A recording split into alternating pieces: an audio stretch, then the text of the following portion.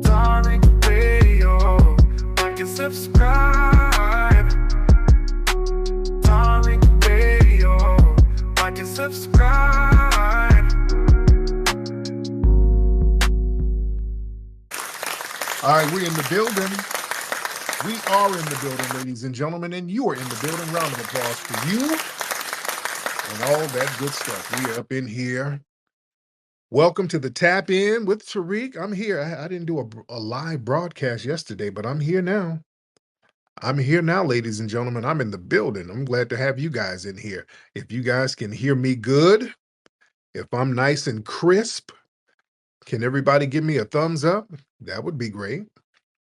If you guys can hear me loud and clear and crisp, give me that thumbs up, ladies and gentlemen.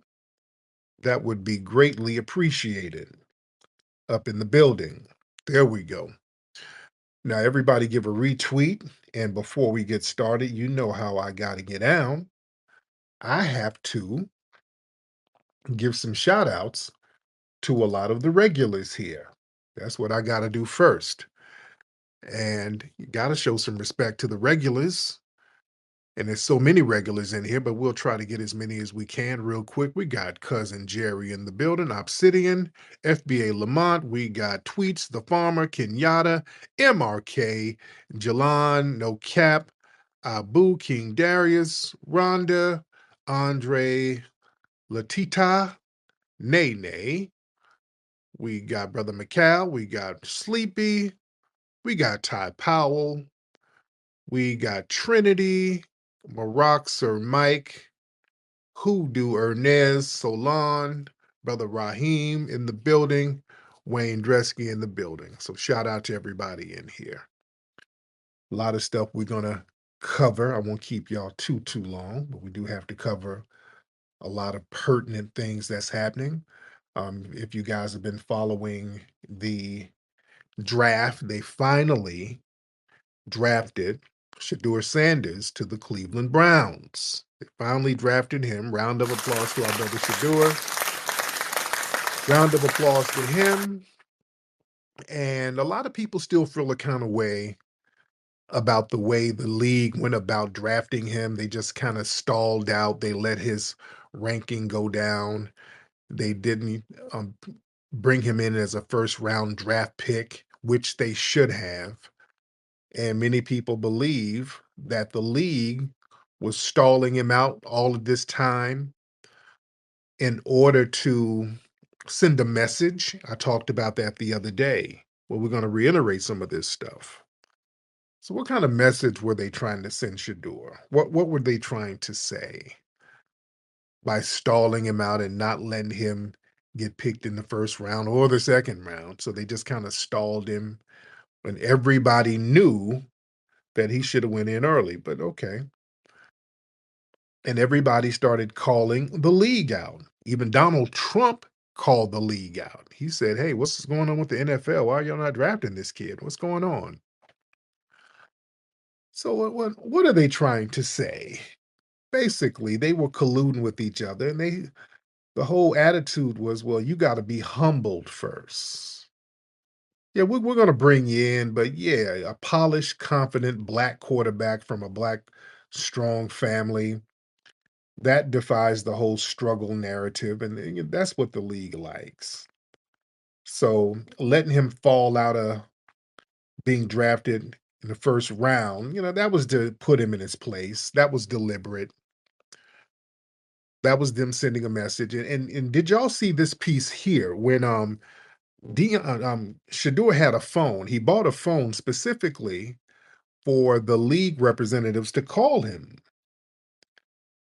He bought a phone. Nobody else had the number. And he said he only emailed the number to two people in the NFL, like two reps or something like that. He only emailed the number to a couple of people in the NFL, in the top brass. So they, when he gets drafted, call him at that number. And the number wasn't even in his name or nothing. And then some white dude called and pranked him. Some guy called up pretending to be from the Saints and was like, "Well, you're gonna have to wait a little longer." And these guys who pranked him, they sat here taping themselves. They actually videoed and filmed themselves pranking him. And the white boy who pranked him goes to Ole Miss, right? I think he goes to Ole Miss. So people are like, okay, how the hell did this dude get the number? How did he get the number to prank Shedeur? How did he get the number? It had to be somebody from the NFL. That's the only way that dude could have gotten the number. Now, somebody said there's a high-ranking rep at the NFL whose daughter goes to Ole Miss. And I think Shedeur, when they were talking about somebody getting the number, he was like, "Nah, somebody, I don't know it. I'm not going to say it was somebody from the NFL directly. It could have been one of their kids or something, but yeah, nobody has this number." So this shows it was an inside thing. They were in on the antagonism. This was very deliberate antagonism towards Shedeur to send a message. It was like, we still control your destiny. Regardless of talent, the league, they want to reinforce that black athletes' future are subject to white control institutions, not their own merit or their family background. These folks really have a problem with black fathers steering their children in the right direction. People really have a problem with that. We're gonna get into that in a second. But independent black leadership is a threat. Shedeur comes from an independent, powerful black family that didn't go through the traditional NCAA systems of gatekeepers. The NFL, they don't like players who can operate without being fully handled by the traditional power structures. Like I keep saying, they love a trauma porn story with a benevolent white savior. They love somebody. Well, I'm so glad I got drafted. I grew up in the projects. My mama gave me away to a white family down the street, and they were football fans, and they used to throw the ball at me, and they taught me how to be a good player. They like my second family. They white mommy, white daddy. They love that shit. It was one I literally just saw a video of one of I forgot the guy's name, an athlete whose story is just like that. Some white family took him in, and when he was getting drafted, he's all in there skinning and grinning with the white family. They love that. They love white benevolence. They love the white savior. A white person saved a little downtrodden Negro from the ghetto. They love those kind of stories. It's the God Jesus complex story.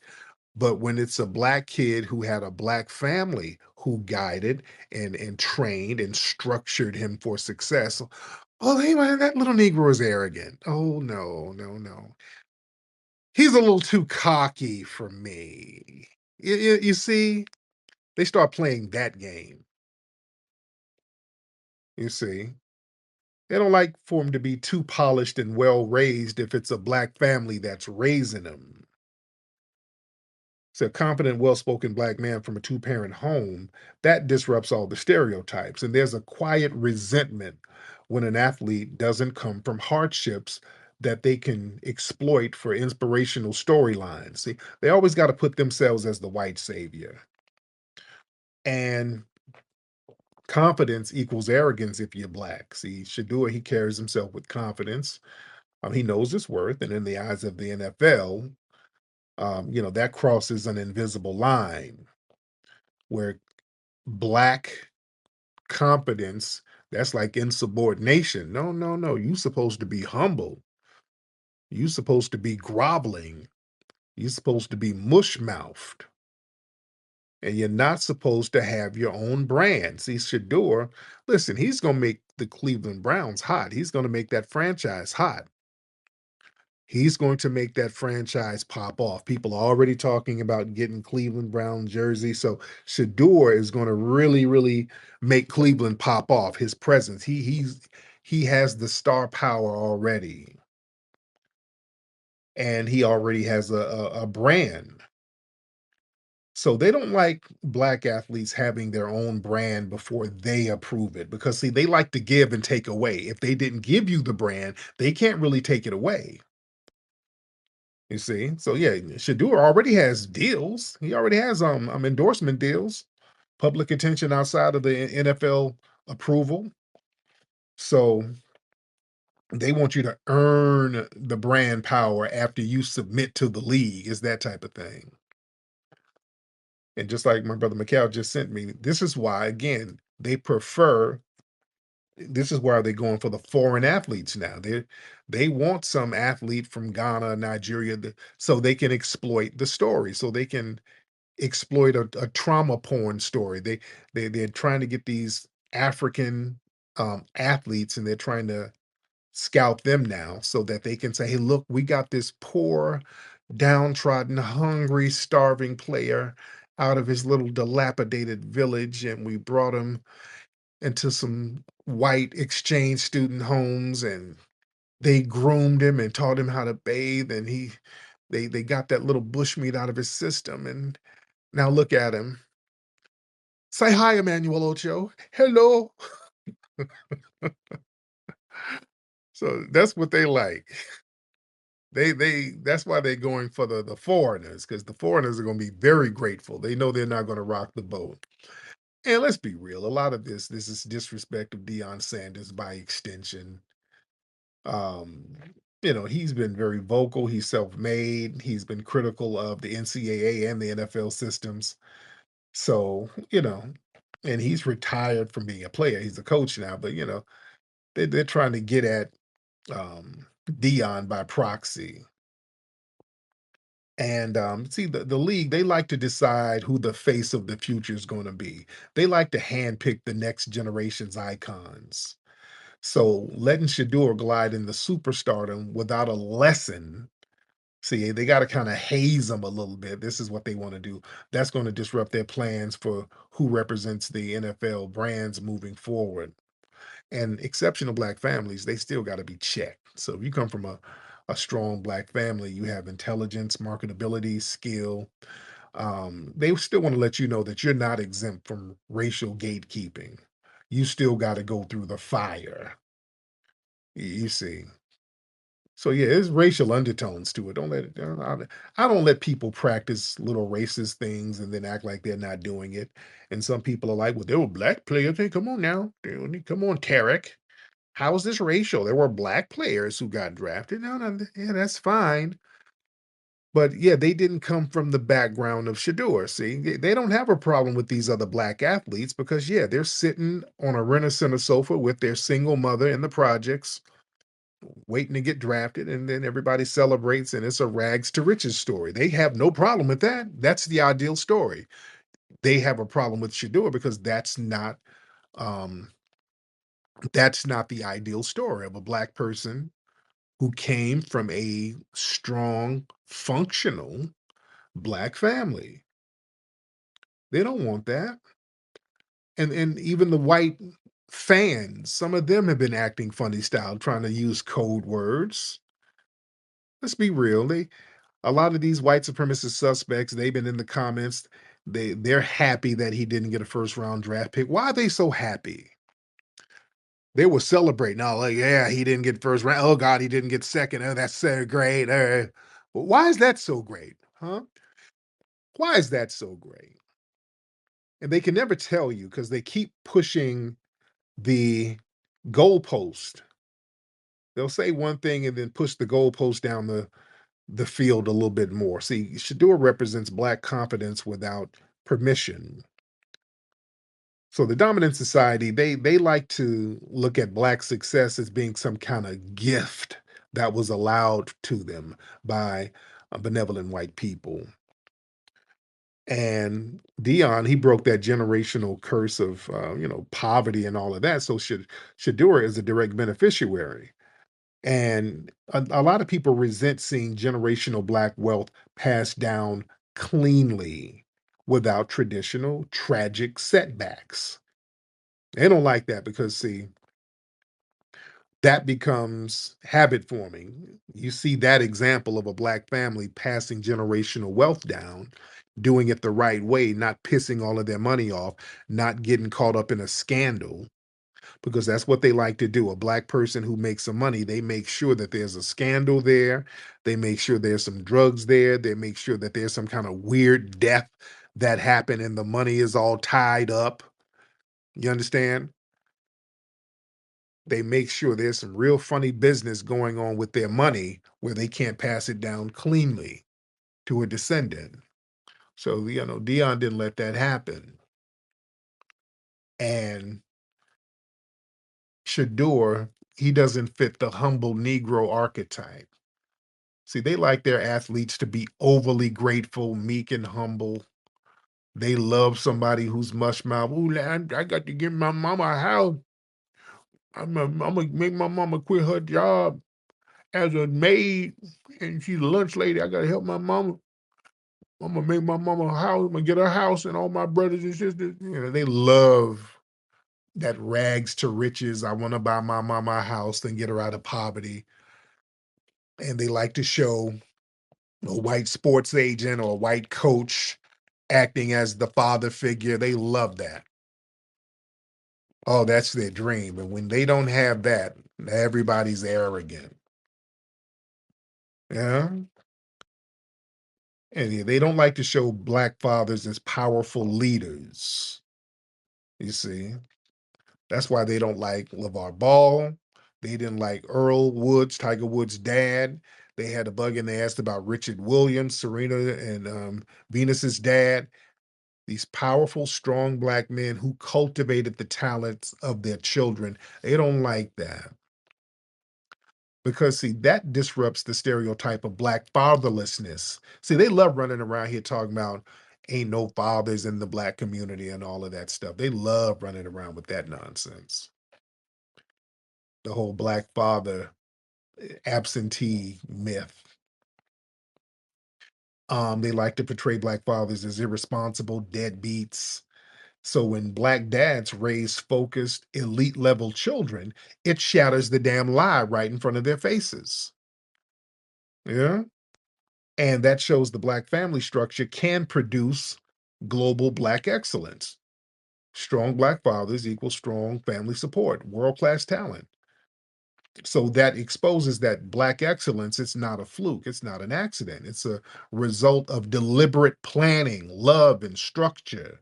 And that scares institutions, man, that's been built on the idea of black success being rare, lucky, and there was a white savior there guiding the way.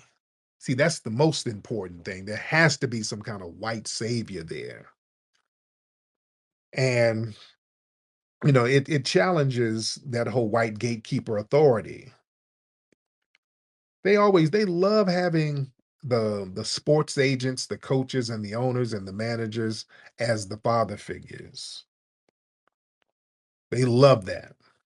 And the mom sitting over here with her wig crooked. They love a crooked wig single mother.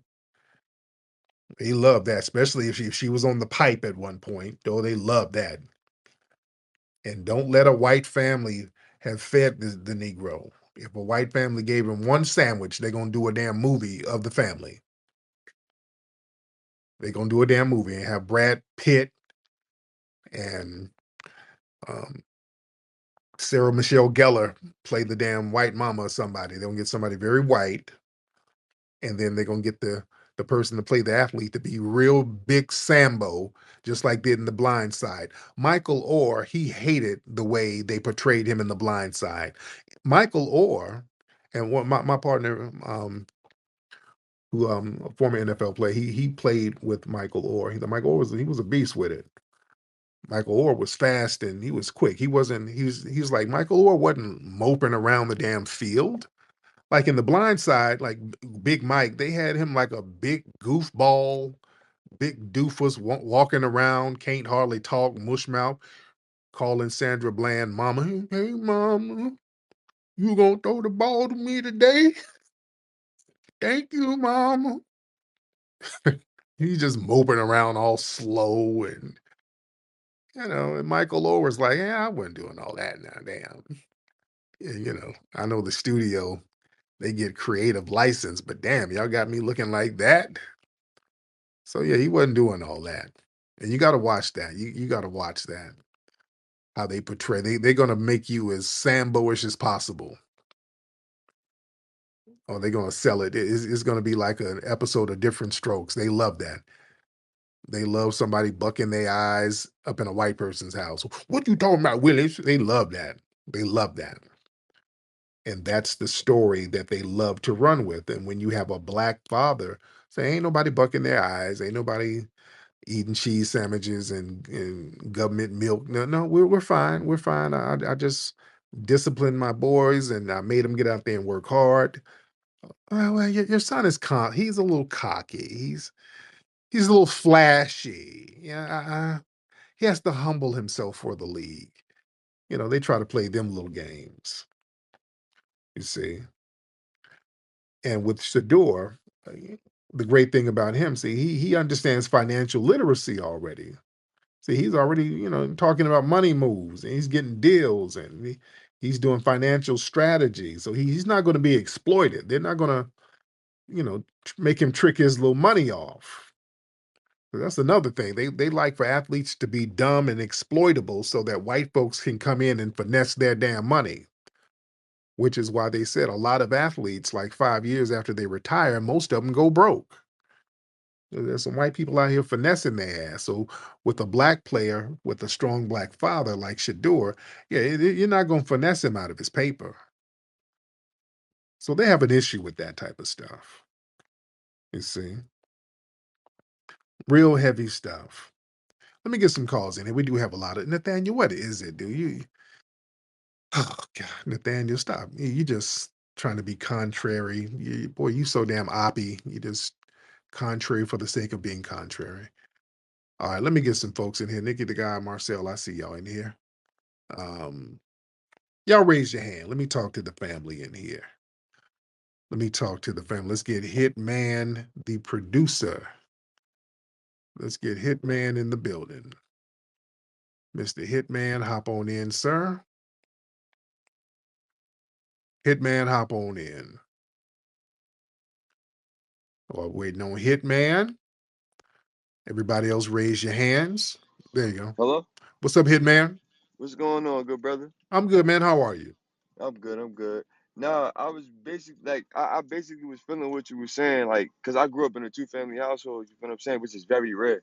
But Yeah. like I grew up in a two-family household and all that shit. Like my dad had me in karate, I was playing basketball. I ain't started playing football until high school and all that shit, but like I get what you like I get the narrative they trying to set. You know what I'm saying? Like when it came to Shedeur, like I'm like, yo, bro, like you said, LeVar Ball. But when the Manners did it, it was cool. Yeah, right, right. When the Yep. Manners did it, that shit was cool. They could dictate where they want to go. They could do this. They could do that. So it was kind of funny. So I'm like, oh shit. So they're not gonna do good. And I feel like they also did that shit. They picked Shedeur up in the fifth round, so they don't gotta pay him a lot of money. They don't gotta pay him Right. the first three picks. You know what I mean? They don't gotta pay him that much. Yeah. Yeah. So that's part of it too. So yeah, it was a play to try to humble him and try to reduce his value. So, he's still gonna rise above that, man. He's about to be phenomenal. And I can't wait to see what the brother does out there, man. And I can't wait to see the endorsements he gets. So I'm really rooting for him. Minka, what's up, Minka? Miss Minka, unmute your microphone, please. Minka, you want to unmute your mic? There you go. Good morning, everyone, friends. I am from in India. Oh My Lord. name is Go ahead, ma'am. Go ahead. Menka. Follow me immediately. Follow back. Okay, Minka, go out there with your cow. Go on with your cow, ma'am. I know these Indians call up with this bullshit every night. Every night they call up trying to finesse. They be trying. Don't y'all follow them? They don't follow them. They're running a finesse family. Don't you follow them? Don't y'all follow them? They call me every night with that shit. Hello, Tariq. My name is Tariq. I am in Mumbai and I want everybody to follow me. I got good deals. No, no, my nigga, no, no, no, no. Go on about your business, Tattleish. Go on about your goddamn business. We won't want nothing. If I want a Slurpee, I go down to 7-Eleven on the corner. I don't need nothing. I don't want to hear it. Take it on somewhere. Hey, every night with that shit, man. Damn. All right, let me get some more people on here. Let's get Monkey King. Monkey King in the building. Monkey King in the building. Hop on in, Monkey King, and unmute your microphone. Hey, what's going on, Tariq? Hey, I'm good, Monkey King. How are you, sir? Oh, pretty good, pretty good. I just want to chime in on that Shedeur Sanders thing, man. I think they're just trying to attack Dion because they're gonna lower his drafting value for the College of Colorado. Because if you look what they did to his sons, then anybody else, any prospects that want to come over to the school, will think twice because it's like, oh shit. So they're trying to crush him in the college, the college area. Okay. Yes, that's another angle that can be very valid. Thank you, brother. Family. Bushmeat barrister, what is it? Um, you're spewing lies. You're basically not telling the entire story with the What's whole Shedeur. what's the story? Well, why are you leaving out the fact that the first pick in the NFL draft was a foundational Black American, Cameron Ward? He came from a two-parent household. His family's not as rich as They're Shedeur. working class people. They're working class people. No, they, They're no, working class they're people. above, but they're not in poverty. Right, Okay, but they're not and wealthy. They're but humble. They're both of working. them, Slow down, Bushmeat. Slow down. You can't even get your trolling out. They're a working class family. So they're they're not not a. balling out. They're not balling out. They don't have a whole bunch of money. They're a humble working class family. That's not a story that bothers the dominant society. They don't have a problem with that. They don't have a problem with the working class family, very humble. They have a problem with somebody black coming from a wealthy family who's not groveling and scraping and bucking his eyes. Not saying that Cam Ward is doing that. But yeah, they got a problem when you come from a wealthy family, when you are a media icon already. Cam Ward is not a media player Yes, right now. He's not a big media player right now. well, I'm not sure if you are aware, both of them are friends, and both of them have the same quarterback coach. And if you Mm, see their if you actually see their videos, they train each other. They compete against each other. You'll right. see, you'll see that Cam Ward is way better than Shedeur Sanders, and that's why he was the number 1 overall pick. Number two, I don't. I mean, basically, But the reason why he Bushmeat, but let's be real. They picked like a whole bunch of people over Shador that wasn't better than him, and you know that. What was that white quarterback, Tyler something, in the video clip of Tyler throwing Tyler that brick ass ball?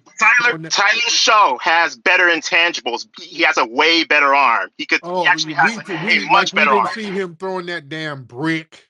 Like we didn't see him throwing a goddamn brick, man. Come on. Should Go ahead, Bushmeat. Go ahead, Bushmeat. The bottom line is the reason why Shador fell to the 5th round is that he just wasn't good enough. That's That's it. not true.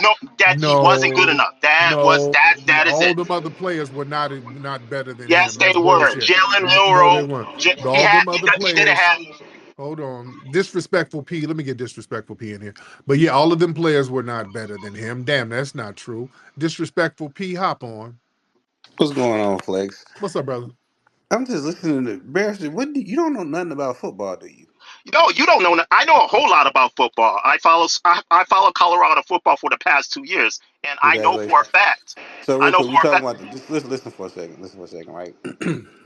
The reason why everybody from Donald J. Trump to Chad Ochocinco are scratching their heads trying to figure out how Shedeur Sanders, the number 2 ranked quarterback on everybody's board and number 10 overall best player, falls to 144.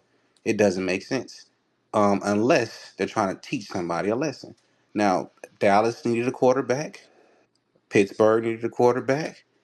The Browns needed a quarterback.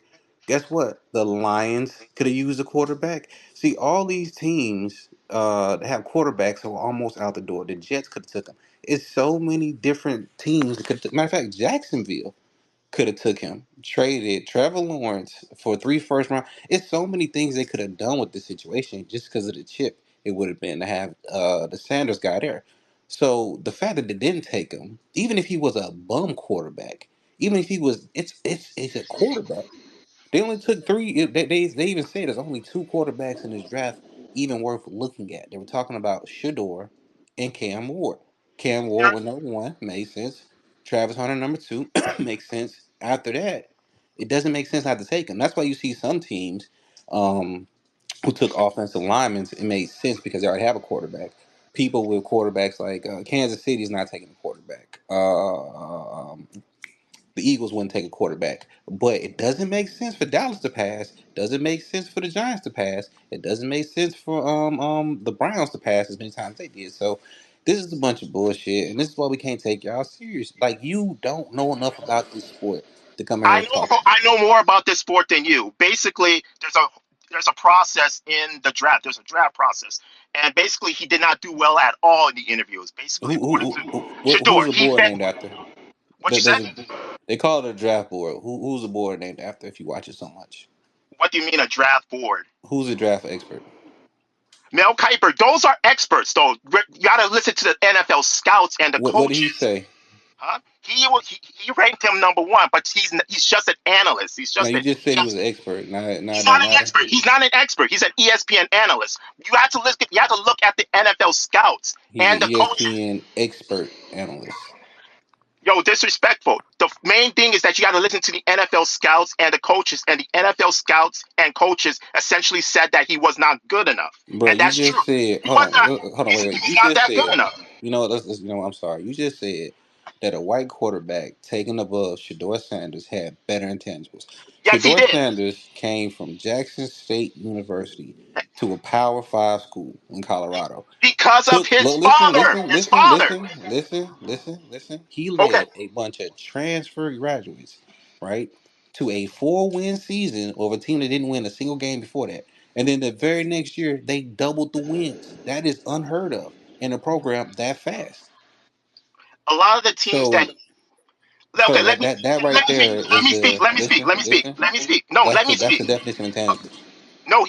Intangibles is that he's kind of short. He's not that tall for a quarterback. He doesn't have That's a great arm tangible. strength. Height is a tangible, sir. He's Yeah. six No, foot two. He's he 6'2". doesn't have. Drew But Brees is 6 feet the tall. typical quarterback height is 6'4", basically. That's not true. Drew Brees is Yes, it 6 Not is. feet. true. Not Drew That's true. the Brees is six exception. feet. That's it. Kyler Murray is six. Kyler Murray is 6 Those are feet. except because they can Baker run really Mayfield is fast. 6 feet. They can run really Johnny fast. That's Manziel is why 6 feet. I can go on and on. You don't know enough about the sport. Johnny Manziel was a bust. He Johnny got drafted Manziel was a #1, bust. right? He got No, he drafted was #1. drafted, and the reason why he got drafted #1 is because he had other intangibles, like he can run really Like getting fast, drunk before the draft. and he Like can getting run. kicked out of the league. He was doing And all of this shit before the league. Shedeur ain't never had no the, problems like this. here's the thing: the NFL is a TOE league. They're talent over everything. Basically, if you have talent, then you could be. Basically, you could go ahead and be a convicted felon, be drunk all the What are time. you talking about, man? Yeah, if you have talent, you go. The NFL doesn't really care. You will be still be Wait. #1. With a straight face, are you really trying to convince us that Shedeur Sanders, who was projected #2 He was quarterback not in the draft, is most. justified being taken 144? Yes, basically I think he you're was. just He trying was. to be. No, I'm not being. You The just trying to NFL be scouts. contrary, Bushmeat No, I Baptist. appreciate I'm the not. The explanation, NFL man. scouts. The Hey, NFL stop scouts. yelling, bro. We can hear you just fine. We got our The headphones in. NFL scouts said that he was not that good. I That's believe the not what they scouts. No, said. yes, they That's not did. what they said. Yes, they did. They They were had. what? They were impressed with him. They That's didn't what say they were they were saying. He impressed with fell. him. He They fell were a bunch impressed. of.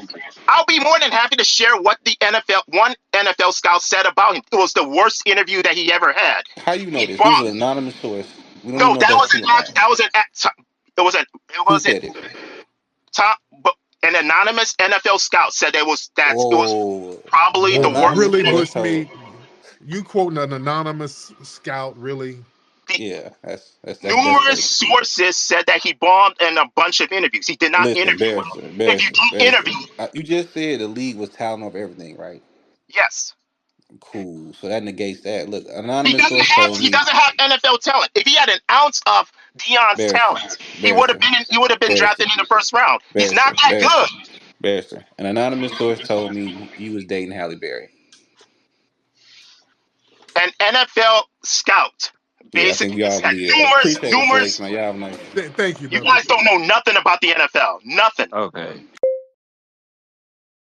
Yes. I honestly think that you're Kanye's cousin that got his dick sucked by Kanye. That's who I Go think you ahead are. with the insults. He's Yeah, not that's that who I good. think That's you the are. reason why You he got your dropped. dick sucked by The Kanye. reason Yeah, why he got dropped, he I'll fell land. to the fifth round was because he sucks. He's not that good. He doesn't have any intangibles. He's not that athletic. He doesn't have a good arm. Man, you sound like a butt pirate, man. You don't even know what the you're talking And you about, sound man. like you sound very ignorant. You don't know shit No. about football. Oh, really? I coach Yes, football. I played football. How yeah, about you? and How about you? hey, I have individuals I know people who are actual scouts. Bushmeat.